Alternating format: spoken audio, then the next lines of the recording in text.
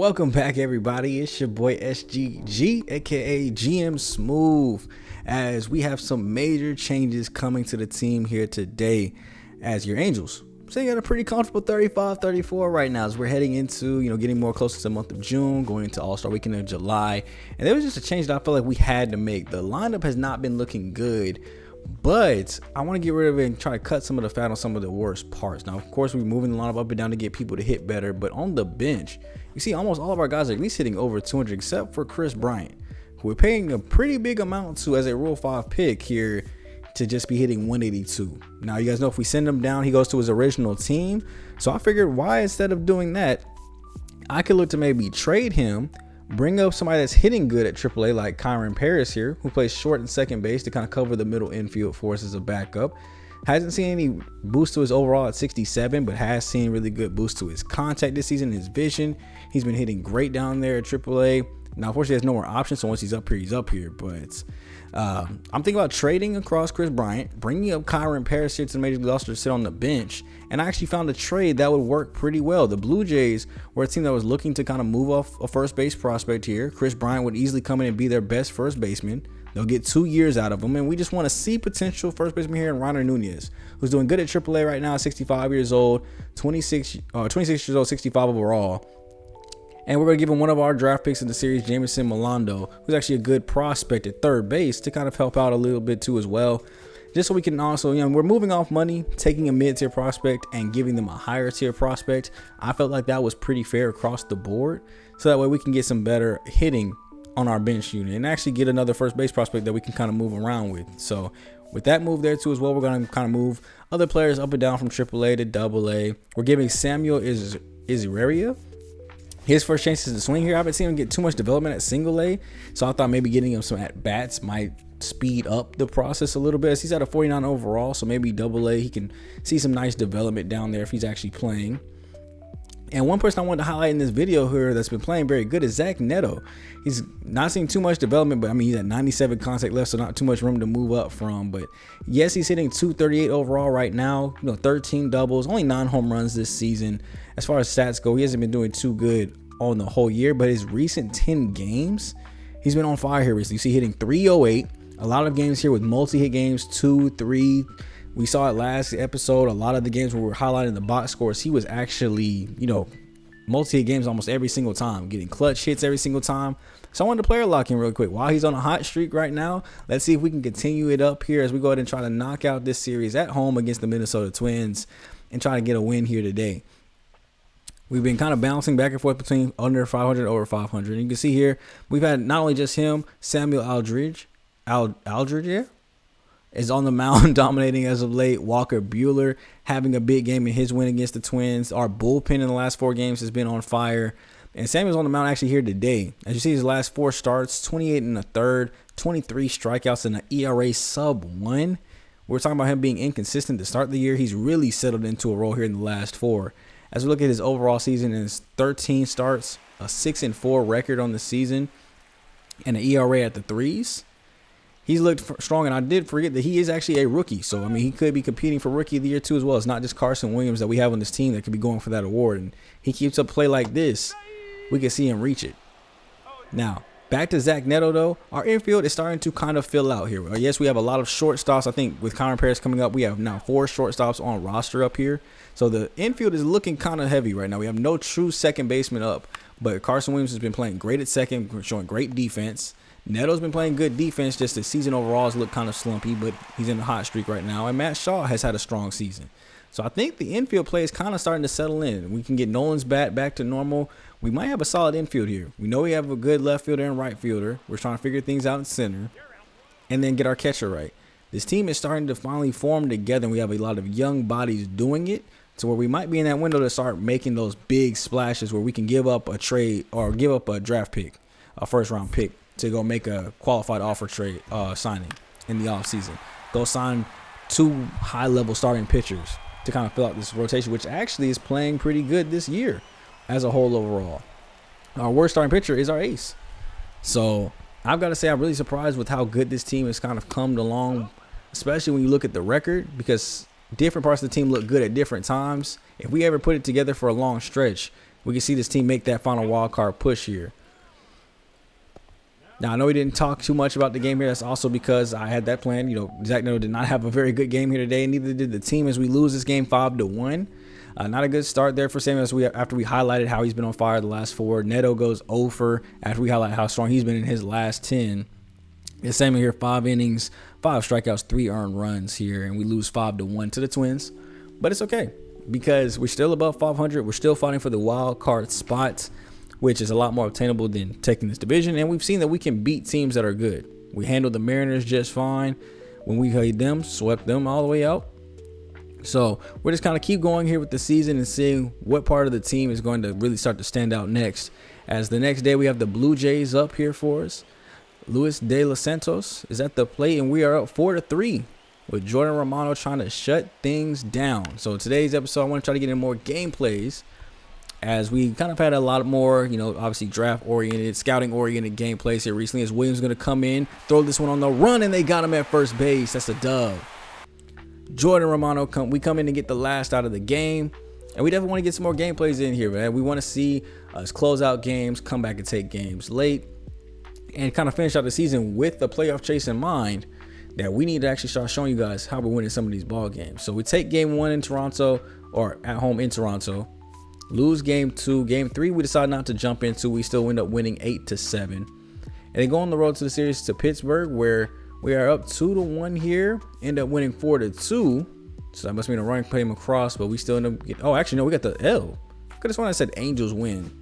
Maybe I looked at it wrong. We had 7 hits as a team. I see a couple multis, but Jordan Romano, 2 hits, 2 earned runs given up, so he blew the save. They gave him a hold, and then DJ Lurs ends up losing the game, giving up 2 earned runs himself.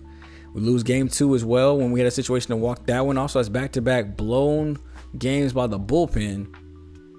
And we actually have a chance to upgrade the bullpen here. It looks like Luke Little, 26 years old, see potential at 79 overall.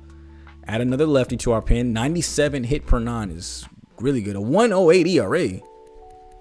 25 innings. Y'all sure y'all want to part ways with this for Lance McCullers Jr.? I mean, if they want to go after something like this, he's on the regression. He's at a 6 ERA this season. I don't see how this might benefit them, but they must see something in McCullers that we don't. So I'm going to make the trade. I'm going to go ahead and give them that, upgrade our bullpen. If they want to go for that route, I'm okay with obliging. Now, going and looking at our scouting here, we have Jamie and Richard Yang coming up on our boards here pretty highly. Some nice little potential gains here, but of course the percentages there at the end are kind of tight. So I think we'll just scout their region to 100% their profiles as we continue to look for some more mid-round picks here today. We've done a lot of focusing on what to do at 5 and 31. Not so much what to do with the other 5 picks in the draft. Like, we don't have more picks past the first 2 rounds or the first round. So definitely going to do more wide focusing here.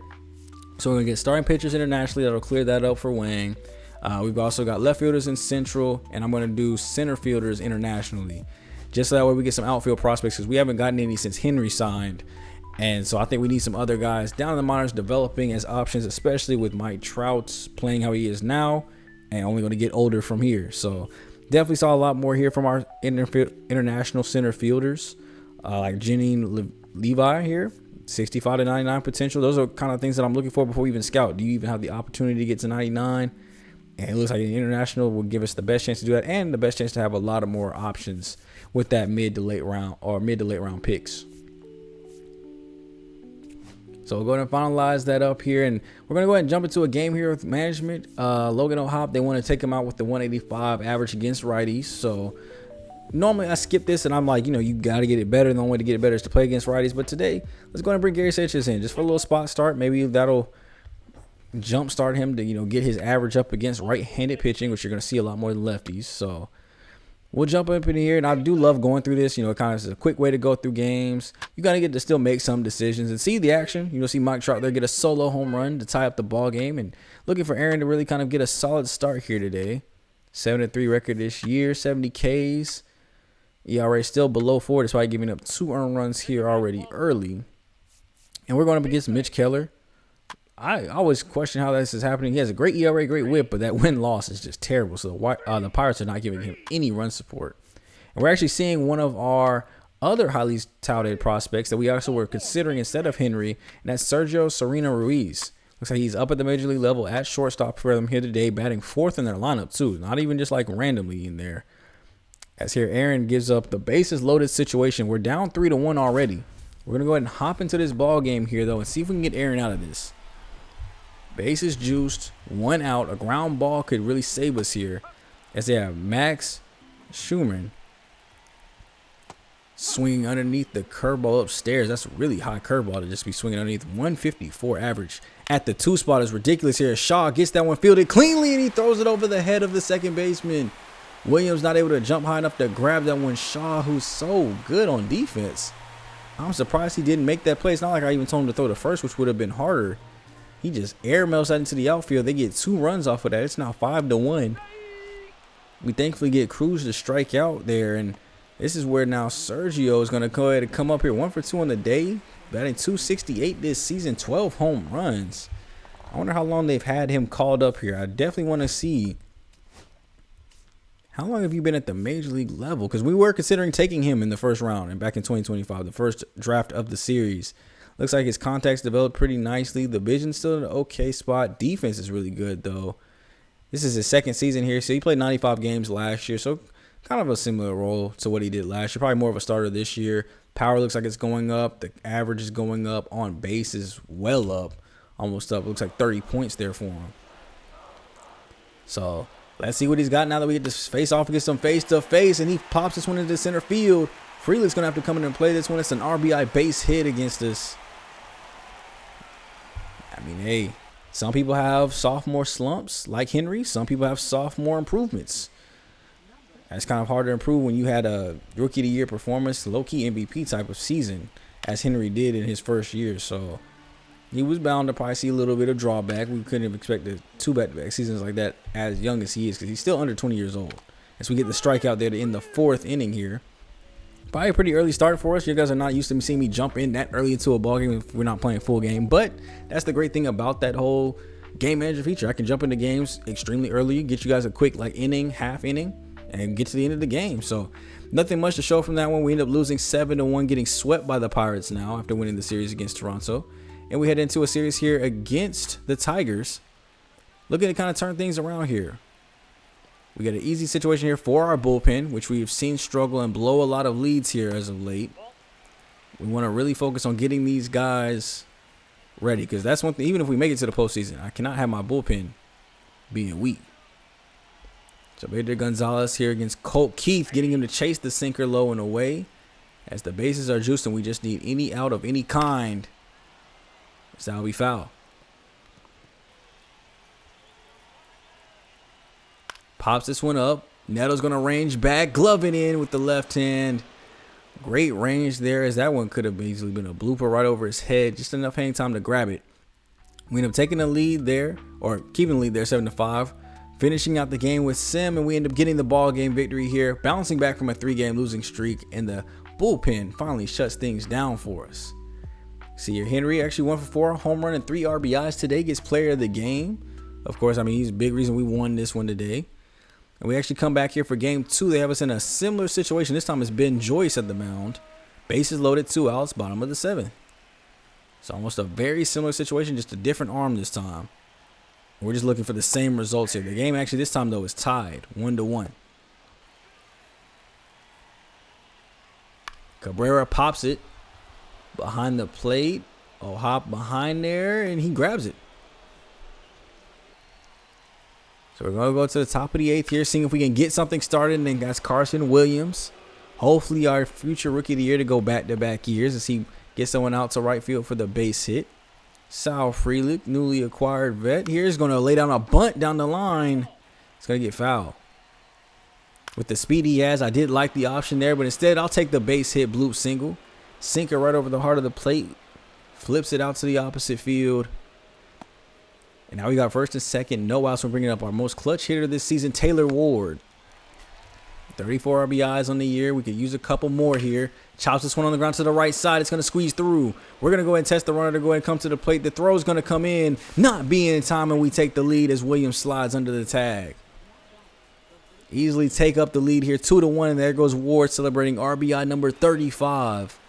As now we have Nolan Schneal as I actually heard it pronounced actually earlier today. I could not believe that's how it was. I was over here saying the name completely wrong, but the one thing that's not completely wrong is those RBIs he's getting is that's now 3-1 with the sac fly out to left. And then Mike Trout trying to keep O'Reilly going here for once as he swings on that slider terribly. Comes back, gets the slider in on the hands. Good sliding grab there by the shortstop, spins it around for one, and that's all they could go ahead and grab this. They barely got that one. Fielder's choice by Mike Trout. At least he keeps the inning alive with his feet. And can Henry keep us going from here as he chops this one over to third? Throw goes over to second easily. And maybe I can answer, why would you even make that throw to second? Like, especially you see the man's not there. What if you throw that and the second baseman is really not ready for it? That just goes all the way into the outfield. That to me just seems like, why not go to first? But maybe it's an easier throw. I didn't play third base when I played baseball, so I was in the outfield. As you can see here, Jordan Romano tied for fourth in saves in the American League with 25. A save here would put him tied for third, though, with 26. So we have a 3-1 game here. Bottom of the ninth, facing off against 4, 5, and 6 as Carpenter will go sit down after swinging and missing. Colt on the ground, just past third base, squeezing through. That's a base hit.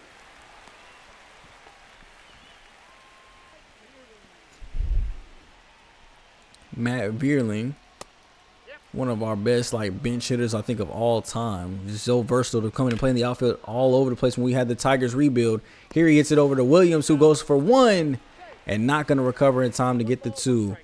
As we'll take the fielder's choice there, bring up J.D. Davis now. As the tying run here, he flies this one out to left field. Piero will go ahead and come in and grab that one. We got a 3-0 count here to Tyler Stevenson. Cabrera in the on-deck circle just waiting to see if he'll get an opportunity here with the bases loaded. We don't need any more bases loaded 2-out drama, so we're just going to lay 2 strikes over here as Stevenson is still taking. Coming back with the full 3-2, and he swings through the two-seamer. Low and in on the feet. We get him to swing through it, and the Angels walk away with the first 2 here in the Tiger series now. So that's back-to-back games where the bullpen gets it done, shutting down the offense and getting us a win here. So this is what we wanted to see, bullpen improvement. Now, we haven't seen any of Little yet come in the game, but everybody that we do have on the team is playing great. Taylor Ward gets player of the game here with 2 for 3 with a home run, his 11th on the year. Gets up to 35 RBIs now with the 2 RBIs. As Zach Neto also hits another 2 for 4 day. I told you guys he's starting to heat up. Logan Hop still struggling, hitting below 200 at 187 as he's another 0 for game today. And then Jordan Wicks actually did pretty solid. 6 innings, only 1 earned. So we go back to our team here.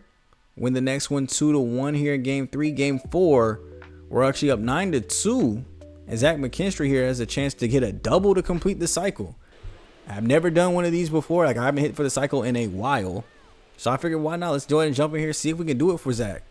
We already know we're probably going to get out of here with a dub, which means a series sweep against the Tigers, which will really put us up over 500, especially after the Pirates sweep. We really needed a 4-game sweep to help that back out. Lopez lays that one over the middle. Circle change will actually end up in a double, just the wrong kind, as that's a double play instead. So he grounds into that. No extra plays there for him. They wanted us to come back in for Brock Burke to go ahead and close this out with runners at first and second. I let him go ahead and handle it. We end up winning 10-3 as none of those runs come across. You see Carson Williams here today, 4 for 5, a home run and an RBI, or 2 RBIs. Scored 3 different times. Zach McKinstry also went off for a 3 for 5 day, obviously hitting for the cycle. 3 for 5 for Matt Shaw, 3 for 5 for Zach Neto, 2 for 4 for Nolan. Only offers today was Taylor Ward and Logan, of course, hitting another offer, but all around, everybody's getting multi-hit games. I mean, Henry had a 1-hit day today, which is unfortunate while everybody else is out there feasting and enjoying, but I'll take all the RBIs here to win this one by 10, 16 hits as a team, and Samuel getting back on track, 6 innings, 2 earned. We're right back to scouting here as we have week 13 and 14. So only 2 more times that we can kind of look at some of these players. So looking at some of the starting pitchers here, we're not really seeing too big of a jumps here. I mean, Richard Gang slips back to 20th on the board after we get him fully scouted. Number 2 on the overall MLB board. It's probably the hit per 9 holding him back. Those are 99 mile per hour four seamer. Those that velo is high. Jamal Rice has a pretty big jump up to 31. Carmona jumps way up to 35. He's going to have a problem with basically all of his per nines except for hit per nine, but that's a pretty big jump. That's something you got to pay attention to. Like any big jumps like that, like this one here, Joaquin Payton from non-ranked to 50. I mean, keep in mind, there are more picks in the draft besides pick 5 and 31. So pick 44 with the guy that's 50 on our board and was non-ranked would not be a bad option. If we go check out some of the other positions that we looked at, left field and center field, obviously Connie Ott, but I don't know if he'll be there by the time we pick or if I even want him by pick 5, but he is 4th on our board. Not really seeing anybody else grow up there. Center field, not really seeing any kind of increases that are huge here either. Everybody kind of either staying or falling. So with us coming down to the last little bit, we're going to lock this in for one more week, and then I have something special I want to do with the week 14 picks just to get a little bit more percentages on those guys. Try to get them around 50%, then we'll come back. But we're going to go back into the season here as we have bases loaded here against Caleb Ferguson. We're down 6-4 after losing the first 2 games here to the what I'm going to call Sacramento Athletics. As I believe that's where they're playing now. Yeah, Sacramento. So if we're losing to the Athletics right now, that is not a good look. So let's get the bats going here. Nolan getting into a favorable hitters count here with the 3-1.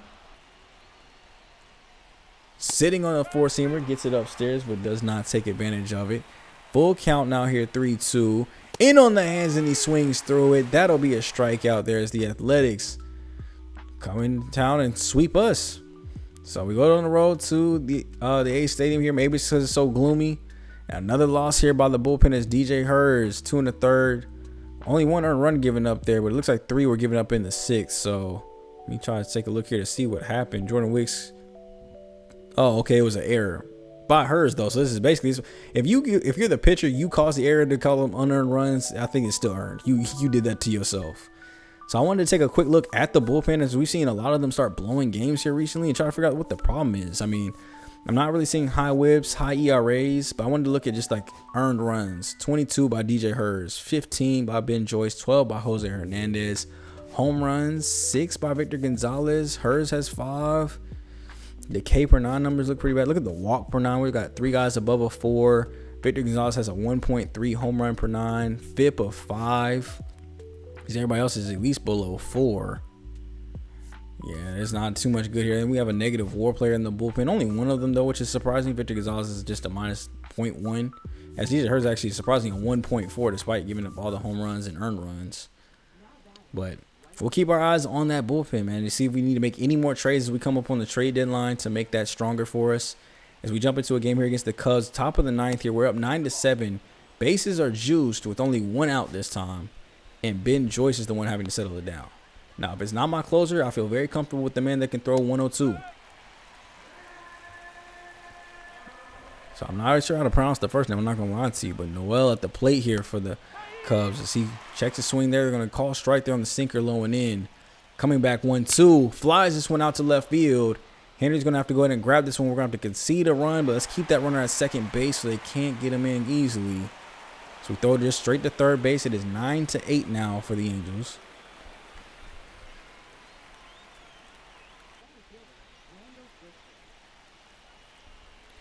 All right, and now here with 2 outs, Ben Joyce looking to shut this one down here, and it's going to be Randall Gertcook. 0 for 4 on the day. Need to make it 0 for 5. So good luck trying to hit this 101 heat because I'm throwing them 4-seamers all day is what you think. Caught him lacking there on the slider low and away like they be catching me. Let's come back, though, with that heat. The 1-2 upstairs. Gets him to swing right through 101. We come away with another victory here. We had to concede a run to do it, but I'll take it as long as we didn't concede the dub. So you can see here a lot of good play, though, when we're watching them on the field. I mean, the offense is looking good. We're scoring a lot of runs. Now we just got to make sure the bullpen is in check here. So it looks like the offense might be back. And the bullpen starting to lag. It's not even our starters, it's the bullpen. As Walker Buehler gets the dub here. 6 innings, no earned runs, but did give up 5 walks. So that's a little concerning.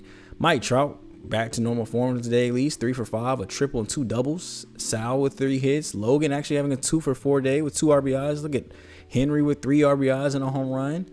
As we had 13 hits today as a team to score across these 9. Taylor Ward with an 0 for Matt Shaw and Carson Williams all 0 for today, which is unfortunate. Freeland gets up to 9 ribbies on the year. Pierre is up to 37. Mike Trout's only at 34. Look at the bullpen. Brock Burke, I mean, gave up 3 earned. Luke Little, only 1 out, gave up 2 earned, 2 hits. Jordan Romano actually gave up 3 hits, 3 earned. See, we almost blew this one too, even when we were trying to celebrate the bullpen. The bullpen almost blew that one too. All 8 runs were by the bullpen, and Jordan Romano, who didn't even get a single out in the 9th, gave up 3 runs and had bases loaded for us to try to bring Ben Joyce into it. So we end up winning, though, the next game here against the Guardians. Taking care of them for taking the first 2 games. And here we're up 1-0 here. Ben Joyce trying to shut it down again. Top of the 8th, 1 out. I'm going to go ahead and I think we'll just go ahead and simulate this one. We still get the win 3-1. Sometimes I got to think about, I'm like, do I want to hop in? Do I want to let Ben Joyce? Do I want to trust Ben Joyce to take care of it? I was right here in this case. We actually so we got swept, get a sweep, got swept, and sweep again. So there's 4 straight sweeps of the series, and you can see where that puts us at in the division there. 11 games back, but only 2 games back of the Blue Jays in the wild card, which is, I guess, where our focus is mainly here, as we are now 44 and 42 as we head into the month of July. So looking at some of the standings here at about the halfway point, you can say, of the season, just kind of seeing what the numbers look like here, what they're telling me. And home run wise, Mike Trout is up to 19, so it looks like he'll have a 20 home run season, maybe even 30. Henry at 12 could still get there. Taylor at 12 could still get to 20 and have multiple back-to-back 20 home run seasons. RBIs are looking pretty good at 36, 37, and 39. The average is still low, but at least we got Mike Trout back up to 223. We've also got Taylor hitting up there near 280, 290. Actually, 268. I saw the wrong numbers. Mind me, y'all. I'm looking at the numbers all backwards. 334 though on the on base. Matt Shaw at 322. And this is also a good way that I choose my lineup. So I look at good high on base when it comes to the top part of the lineup, especially at 1 and 2. So I'm really focusing in on these on base numbers and matching it with the slugging, because good on base and slugging is making a good number 3. That's why you've seen Taylor Ward there most of the season. But errors, we're coming down this. I don't see any double-digit errors here. As Neto's at 7. I don't know how Nolan at first base has 7. That's kind of alarming. WAR, Mike Trout still leading the team with 1.9. Only negative WARs are on the bench, so that's at least good news. It's none of the starters, as here Kyron Paris actually seen now positive run up to 68 since getting called up, which is great, but 1 for 9 since being here. So not much better than Chris Bryant. ISO numbers here, Mike Trout still somehow at 284. I think it says at bats. He only has 264 and 13.9 home runs per at bat. Yeah, he's got significantly less at bats than everybody else then. And then looking at the pitching here, I mean, great win totals here. Aaron with 8, Samuel with 7, Walker has 6, which isn't too bad. The innings, they're all above 90, so they're eating up innings, getting close to 100. Reed Detmers at 93 strikeouts. Actually, was number 3 in the American League in strikeouts among pitchers. ERAs, we got 4 guys above 4, as Aaron's only barely above it, but we also got Jordan Wicks, Brock Burke, and then, of course, Chase, who's well above it at 7-11. And then quality starts here, my favorite thing to look at for my pitchers. 11 for 17 for Walker. Samuel's at 9 for 17, which isn't too bad. Reed's even only at 8 for 17, so that's actually some pretty good numbers there. Obviously, we're missing some starts here. That's because Lance McCullers, we traded it away, so his numbers obviously are going to factor into making sure that adds up correctly. But Samuel actually has a complete game, that 9 1/3 inning game that he basically had a shutout going the whole time. We lost in extras where they didn't want to bring in the bullpen. Home runs allowed, I'm seeing 15 here for Aaron, 11 for Reed, 10 for Samuel. So we're keeping those numbers relatively low. Looks like a 1.5 WAR for Reed and Samuel as a rookie, which is good. Only negative WARs here from Chase and Victor. So kind of bullpen arm guys. Strikeout per 9. Look at Luke Little, 10.2. Couple of guys at 9. Walks per 9. We only have a couple guys there at 5. Chase at a 284 homer. I gotta find something to do with Chase, bro. I mean, he's a 79 overall. He's really good. He's still getting positive development somehow. Actually, even getting a boost to his home run per 9 somehow. But 8 home runs at 25 1/3 innings, 20 earned runs in 25 1/3 innings. We gotta find a way to either, I don't know if I want to send him down at 79 overall and keep him getting developed, or if I actually just want to outright trade him. At 26 years old with C potential, he's 79 overall. He's probably at his development, actually. Like, there is no going up from here. So 79 is going to be it. So looking at some options that we might have down here in the minors, I mean, there's George Glasson, but he's cold. I mean, Hunter is doing okay, but he's at a 4-year rate. I mean, the only guys at 3 is just Mason and Sandy, and both guys are at 60 overalls. I don't think either one is kind of ready to make a push for the show. Sandy, though, has good numbers. Mason Arella has good numbers, though, too. Quality starts looking good at 7. I don't think I'm ready to make any moves just yet, but keep in mind those are some moves we can make, especially with spring training going to come up. We might be able to make some of those moves happen. So I'm gonna change up my trade block here though. Instead of looking for relievers, I'm gonna look for starters, second base, left field, and center field. I am gonna put one of our young prospects though as a starting pitcher here on the potential trade block. I'm gonna look at possibly maybe moving off Alex Campos. He might be entertaining for some teams, especially if we're gonna go look for a starter. He's the lowest of the 3 that we drafted, and we plan on drafting another one this year. So maybe make some room, get rid of somebody that has a lower overall, so it's going to take him more time to a team that might could use it a little bit better. And also want to put Samuel here too. Just low level, very high potential if you can make them reach their ceiling, but it's going to be tough to do, or at least a team with a longer timeline can do. We've also got some moves that we want to make here in the bullpen. You know, Brock Burke has been struggling as our lefty here. I mean, 6 ERA in his last 10 games played.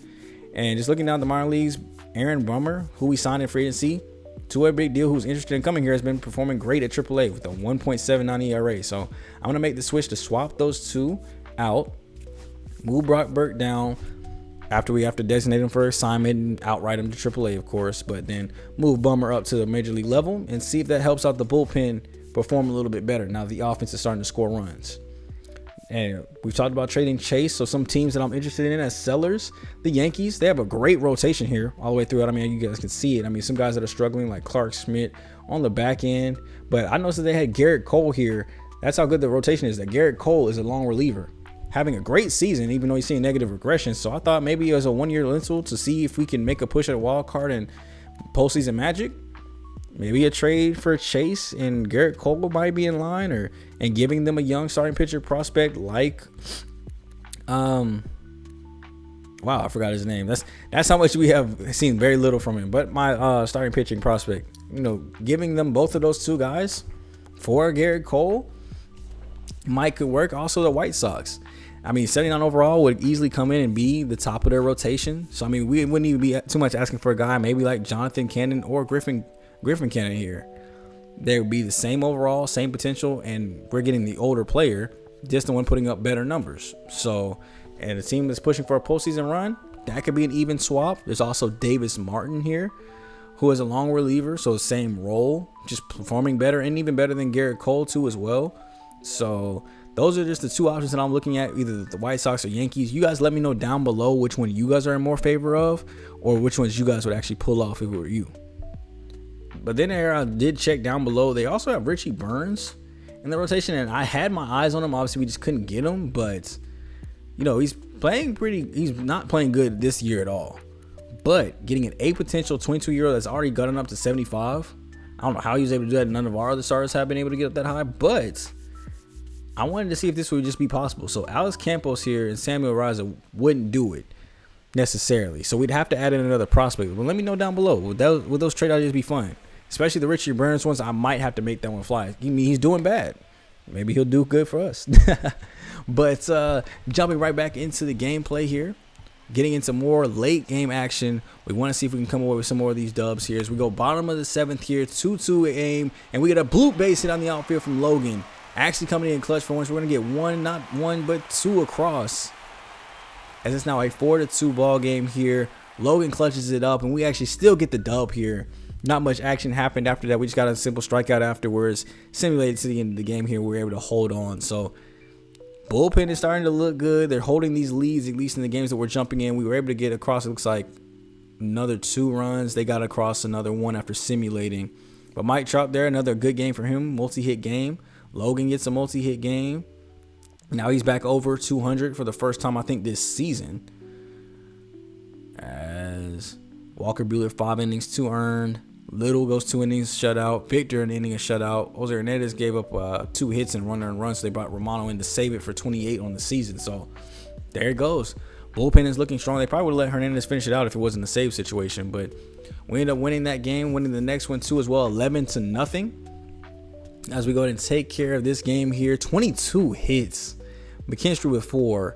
Kyron Paris with 4. Alexander with 3. Look at the bench going off. Sal Frelick 3 for 5. Taylor, Neto, Gary, all multi-hit games. Matt Shaw and Henry both only have 1, so they ain't gonna get to join the hitting fun. But Everybody went off today. Neto with a home run, McKinstry with a double, Frelick with 2 RBIs, McKinstry with 3 with Neto, and then Samuel, I guess a rough pitch count, 4 1/3, no earned runs, but 7 hits, 5 walks. So probably just a high pitch count, matching that with 6 strikeouts too. So Chase actually comes in and basically puts up starter numbers in 4 2/3 and gives up no hit ball as well. Now it doesn't matter because we end up getting swept by Baltimore right afterwards. And the only interesting thing about this game that I hated, we had a total of, as you guys can see in the background, 8 hits. You see 5, 2, and I jumped into the last game just to see how many we had. 3, or not 8 hits, but 5, 2, and 3. So a total of 10 hits here this game, or in the series. They have 8 runs. We only got 10 hits in the whole series. They scored 8 runs in the series. That should let you know how bad and cold the offense was in that. So we had to try to get a bounce back victory here as we're going up against the White Sox, who we were looking at trading with. As I do love when they do these kind of like different kind of like uniforms, of course. I mean, the black and red is looking clean, but also like the different symbols there. Like, I don't even know where did that logo come from? That looks like something I drew. I'm not gonna lie, that looks like something I drew in my multimedia computer design class, bro. Like, I had to design a logo for a fake company. That literally looks like the logo I came up with. Did they take my design? As we were able to get the game tied up there, we give the run right back though the next inning. So we go top of the 9th here. Game still tied at 2-2, erasing the work that we did. And we're going off against Penn McPhee as we go ahead and start things off with Taylor Ward here getting the first pitch into the gap. It's going to be a double off of this one as he cruises his way on into the second base, sliding in there safely. 18th double of the season for Taylor Ward. Mike Trout, now just don't mess this up. You know, your average is starting to climb finally. You're 0 for today. And that's going to get past the catcher there at the backstop. Throw goes over down to first base. They get him at first, but at least it's productive as it moves the runner up off of the drop third strike. And then Matt Shaw, first pitch he sees, chopped on the ground with the sinker. That's going to get through the middle. It's going to be a base hit. And we're going to go ahead and take this lead right back 3-2. The offense is on fire today. Doing a great job from bouncing back from these come from behinds, these tie ball games to score the runs across. Nolan lines this one out to the left field, gets past the third baseman for a base hit. We got first and second again. If we can get one more run, I'll feel comfy and safe. We'll go ahead and bring in Jordan Romano, get this save done. So Logan hits that slurve as he fouls it off. Coming right back to it, swings and misses through the four-seamer upstairs. He's not able to do anything with that one either. And then Henry, can he be clutch here? Gets the slurve that we need over the plate. Just not enough oomph behind it as that one is gloved out in center field. So, Jordan, we need you to come in and save number 29 for us. Only 3 blowns on the season. And we just need to go and get these 3 last out so we can walk out of here. Julian grounds this one on the ground to Neto. He'll go ahead and play this one cleanly. Throw goes over nice and smooth as we grab that. Got Alec Burleson next, 1-2 in his account. Watches the slurve in on the hands. Great call there by the ump. He doesn't agree with it, but that was clearly a strike. And following up with Luis Robert Jr. Trying to pitch him comfortably there as that four-seamer goes right by him. Go sit down so I can celebrate this dub as we bounce back from the sweep. Taking care of business here with the White Sox. Had to do it twice. So we had to come back, take the lead. We lost it. Come back and take it again, and this time shut it down ourselves. We're able to go ahead and get this dub, man. The offense is hitting in clutch situations, rallying together to get some runs across. Bueller gets the win and player of the game, going 8 innings, 2 earned, 9 strikeouts. So he was the one that gave up the solo home run there late. He actually was going to pitch the 9th. I had to sub in Romano. They were going to try to let him finish it out, but I was like, no, that's not happening today. And we're going to close things out here today by going and getting into the draft, bringing in our 3rd draft class here of the series. And we have a pretty good list here. I ordered them by where they are on the MLB board, not necessarily our board, so I can see when they might come off. And my eyes are right here on Tobias Logan. He's the best prospect in my eyes in this draft. He's I think number 5 on our board, but the best hitting prospect here in the draft to me is Ramon Guerrero, who actually was a really good outfield prospect, just not as much potential as our guy do. So he's 8th on our board, 1st on the MLB board, and he goes number 1 to the Royals. Number 2. Going to the Rockies, we have Rich Mamula, Starting pitcher, 13th on our board, but we didn't even touch his scouting, so don't know how good he might end up being. And then going here, number 3, it's Matt Francis, starting pitcher for the White Sox. So he was 7th on our board. Obviously didn't touch his scouting at well. We just have to make it past one more team, and I get the man I want, Tobias Logan. He had very good and phenomenal stats. Let's look at some of these guys' stats here, as they look like solid starting pitchers. I just didn't get around to getting their scouting profiles done. As a catcher goes to the Rays, Brian Zarata, 42. Gosh, oh, they really reached. They must have really needed the catcher bad. But yeah, I'm taking Logan. No question. Look at the contact here. 89/99 off the bat contact right. Power is going to be there. Vision's going to be there. Defense is actually going to be at a decent starting spot. Could be a DH though for a little bit at that, with the fielding the way it is. And Taylor Ward's old, so he's going to come in and instantly be somebody that can play immediately. I'm going to draft Tobias Logan immediately. 5th on our board, 3rd on the MLB board, 80/90 potential, 79/89 overall. He's going to come in basically as an 80 and only get better as an 80. So he opted out of the doctor's exam. We'll have to see what that means. But at 21 years old, expect to see Tobias Logan on the MLB roster. Now, as we skip forward here a little bit, I was looking also at Dave Thiel here. He's number 1 on our board as a starting pitcher. I think he was 20 overall. So I'm hoping he slides back to 31. As some of our other top picks have gone across the board here. I mean, Alexi Hernandez was on my board.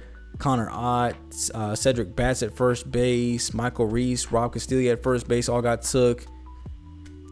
And there goes Dave to the Red Sox, man. I was waiting and hoping that we can grab this man. But let's go ahead and take a quick look at him. I mean, 87/99 potential. I could have went here for the 99 potential aspect. I mean, 59/71 would be a 60 overall, most likely. But I just had to go Tobias, man. We have plenty of starters that can be top levels for us, and we had a lot of starting pitchers on my queue here that I was interested in.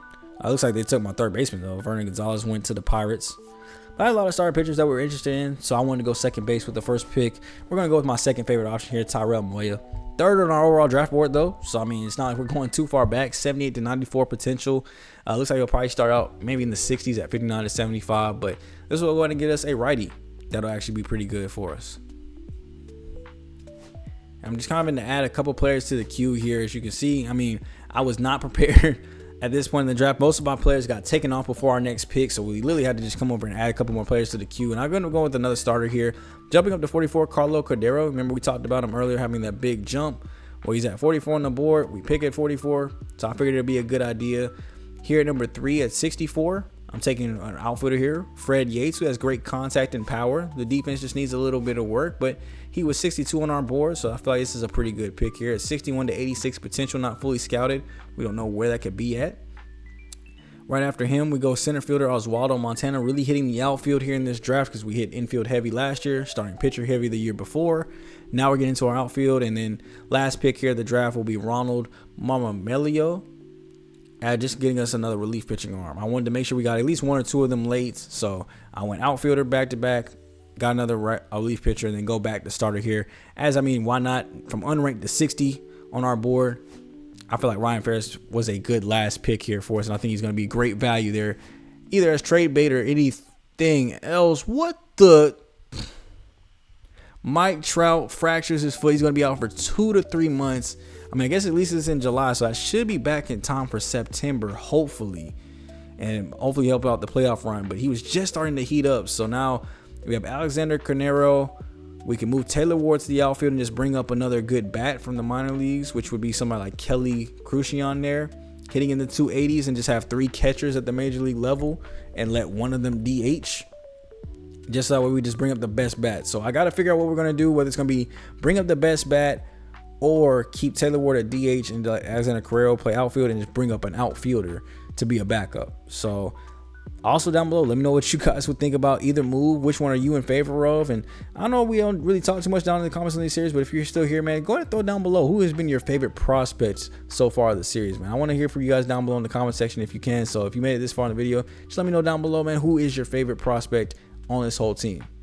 So I'll catch you guys in the next video where we'll get past All-Star Weekend, past signing our draft picks and seeing what their overalls are, and probably in a good chunk of August out. Just depends on how close we are in the playoff run and how the season is turning out. So I'll catch you guys in the next episode. It's me, your boy GM Smooth, the greatest rebuilder on the tube, and I'm out for the day. Later.